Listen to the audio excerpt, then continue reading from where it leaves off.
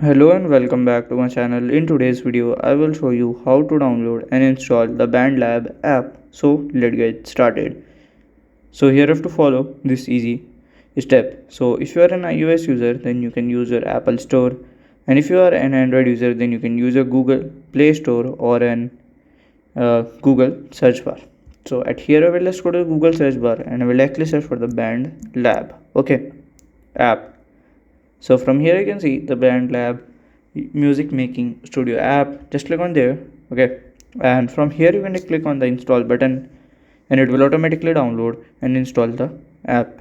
So by this way you can do it, and this is a very easy process to download and install it. If you have any question related to this app, you can let me know in my comment section, and if you find this video helpful, make sure you like, subscribe and share the video. Thank you for watching.